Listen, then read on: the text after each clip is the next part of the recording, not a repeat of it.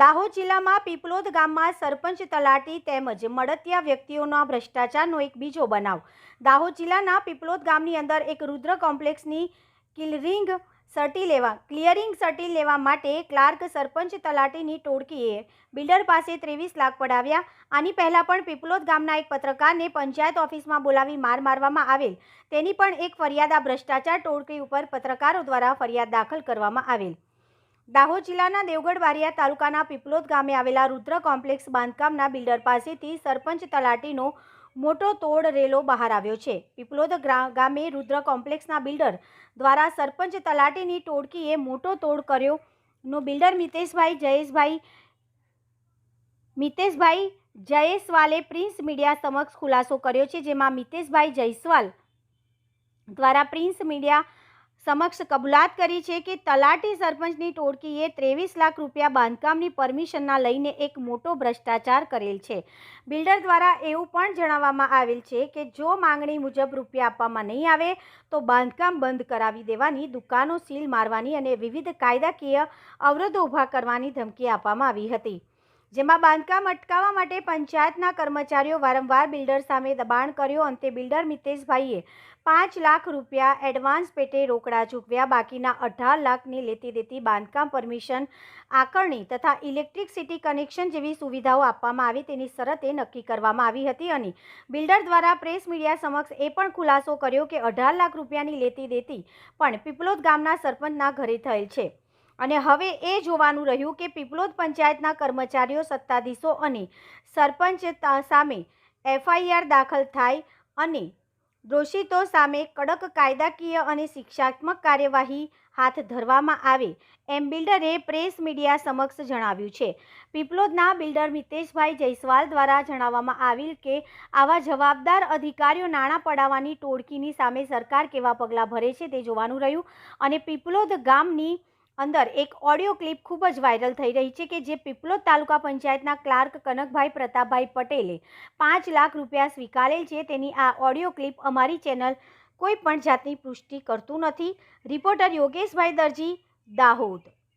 Piplod રુદ્રાસ કોમ્પ્લેક્સનો honour જે પીપલોદ ગ્રામ પંચાયતમાં 2022ની અંદર બાંધકામ પરમિશન લીધી હતી, 5 લાખ રૂપિયા એડવાન્સ આપ્યા। બાંધકામ પૂરું થયા પછી 18 લાખ રૂપિયા બાકી હતા, એટલે એ લોકોએ 6 દુકાન જે પીપલોદમાં ચાલી રહી હતી અમારા કોમ્પ્લેક્સની અંદર, એમાં એ લોકોએ ગુમાસ્તાનનું લાયસન્સ નથી એમ કરીને નોટિસો આપી 6 દુકાનોને સીલ માર્યા પછી એ લોકોએ 18 લાખ રૂપિયા એમના ઘરે બોલાવીને લીધા। બરાબર છે? કોના ઘરે બોલાવીને લીધા? સરપંચ શ્રી બાબુ ફુલા, કનક પટેલ, તલાટી શ્રી કમલેશ પટેલ અને સુરેશ ગંગારામ દરજી, પીપલોદના સભ્યો, પ્રાંત પંચાયતના 4 સભ્યો, એમને આ રીતના બધું આખું કાવતરું કરી અને પેલું ગુમાનસાનું લાયસન્સ નથી એમ કરીને ખોટી નોટિસો કાઢીને રુદ્રા કોમ્પ્લેક્સને સીલ માર્યું હતું। પૈસા જે પેમેન્ટ 18 લાખ રૂપિયા બાકી હતું એના હિસાબે એ પછી 18 લાખ આપ્યા પછી એ લોકોએ રુદ્રા કોમ્પ્લેક્સનું સીલ 4 દિવસ પછી ખોલ્યું। પીપલોદમાં 500 દુકાન ચાલે છે, સાનધારાના લાયસન્સ કોઈના પણ નહોતા, તો રુદ્રાસ કોમ્પ્લેક્સમાં જ કેમ એમને નડ્યું? રુદ્રાસ કોમ્પ્લેક્સ આખી એક નહીં, બારિયામાં પીપલોદમાં 7 કોમ્પ્લેક્સ છે જે બિલકુલ રોડને અડીને છે, તો અમે તો રોડ રસ્તા છોડીને અમે મારું કોમ્પ્લેક્સ બાંધેલું છે। તો પીપલોદમાં તો બિલકુલ અડીને બારિયા રોડ ઉપર મસ્જિદ પાસે પેલા એવા ટોટલ 7 કોમ્પ્લેક્સ છે। સાન કોમ્પ્લેક્સ સરપંચ તલાટી કનકને સુરેશ દરજીને જોવાયા ના, રુદ્રાસ કોમ્પ્લેક્સ જ જોવાયું, એમણે રૂપિયાના હિસાબે આ મેટર આખી બનાવી હતી અને ખોટી રીતે મારું રુદ્રાસ કોમ્પ્લેક્સ રોડ ઓન રેકોર્ડ કમ્પ્લેક્સ છે બદનામ કર્યું છે લોકોએ, અને એ લોકો માટે કાયદેસરની કાર્યવાહી કરવી, ખોટી રીતે હેરાન પરેશાન કરી નાખ્યું છે બધા। તમારી FIR થયેલી છે? હા, SCBમાં FIR કરેલી છે દાહોદ। અને તમે જે આ કોમ્પ્લેક્સ બાંધ્યું છે ત્યાં તમે પાર્કિંગ એરિયા બી છોડેલો છે? એરિયા આગળ છોડ્યો જ છે 15 ફૂટનો, બાકી કોઈ કોમ્પ્લેક્સ નથી છોડેલો? કોઈ જ નથી। રુદ્રાસ કોમ્પ્લેક્સની અંદર લીગલી એ લોકોએ બધું ઇન્કવાયરી કરીને જ પરમિશન આપેલી છે, પછી આ લોકોએ બધા પ્રોબ્લેમ કાઢ્યા પૈસા માટે, જે 18 લાખ રૂપિયા બાકી હતા એના હિસાબે એ લોકોએ સીલ માર્યું, ગુમાનદારાનું લાયસન્સ નથી એમ કરીને। હવે આ રકમ તમારી પાસે કોને માગેલી? સરપંચ તલાટી કનક ક્લાર્ક અને સુરેશ ગંગારામ દરજી અને કમલેશ તલાટી। એટલે કેશ પેમેન્ટ આપેલું? હા, કેસ આપેલું, બધું કેસ આપ્યું હતું. 5 લાખ રૂપિયા કનકને કેસ આલ્યા અને સરપંચશ્રીના ઘરે 18 લાખ રૂપિયા 4 જણ ભેગા થઈને આપતા. ઓકે. હાલો કનકભાઈ આયા હાલો. હાલો વાત કરો. હાલો હાલો કનકભાઈ, હા પીપલોદ પંચાયત નામ.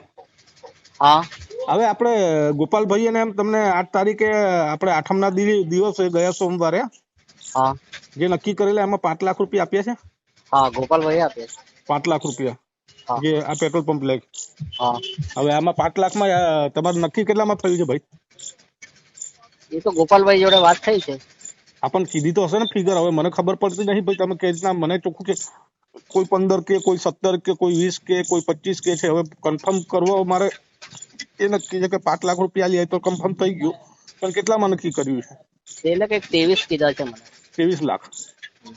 અચ્છા, હવે આ 5 લાખ તમારા અંડરમાં કે બીજા કોઈના અંડરમાં? એ તો હવે મારા અંદરમાં આવે. 5 લાખ તમારા અંડરમાં. અચ્છા, બીજા કોને હાલવાના? એ તો હવે આપીશું. એ બધી ફોન ઉપર ચર્ચા કોઈ ના થાય. હા, રૂબરૂમાં તમે મળજો મને. બરોબર, એનો વાંધો નથી. તો બીજું પેમેન્ટ ક્યારે હાલવાનું? ચલો 5 લાખ તમને તો મળી ગયા, બીજું પેમેન્ટ કોણ આપવાનું? એ હવે ગોપાલભાઈ જોડે વાત કરી લીધી ને. ગોપાલભાઈ જોડે. અચ્છા, તમને 5 લાખ રૂપિયા મળી ગયા કન્ફર્મ, બરોબર ને? હા ઓકે.